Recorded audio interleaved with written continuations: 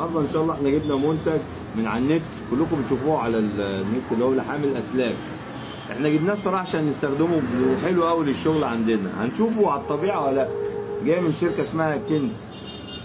دول فيهم 165 واحده جميع الاحجام. بنلحم بيه السلوك المقطعه بتاعت العربيات عندنا، السماعات بتاع اي سلك، يعني احسن من شريط اللحام. وهنجربه على الطبيعه قدامكم كده نشوفه يستاهل ولا لا.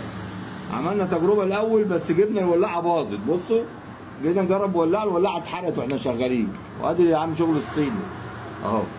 هنجرب بقى بدي اهو. بسم الله. بص مكان الكبريت.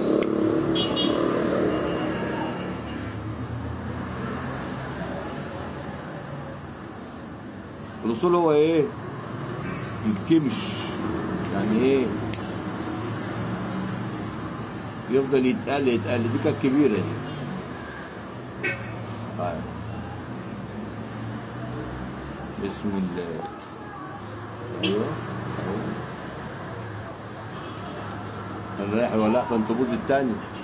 لما بنسخن بتتنقل خالص.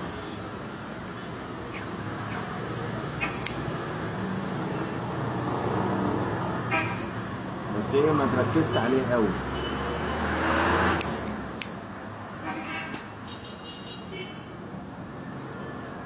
شافه كويس يعني، جاب معانا.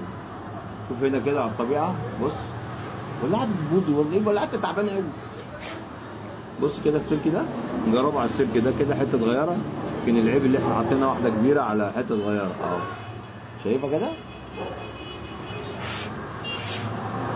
مشكلتنا في الولاعه. المشكله عندنا في التجربه دي الولاعه بعيد عنها. ايوه ايوه ايوه حلو كده. اهم حاجه تاخد المقاس الصح على السلكه الصح. هو مديك 165 واحده اهو، كل سلك له. شكلنا احنا خدنا مقاس كبير على دي، بس ده برضه ظبطتها برضه ما شاء الله يعني. ودي برضه ظبطتها اهي اهي. شركه اسمها شركه كنز يا جماعه.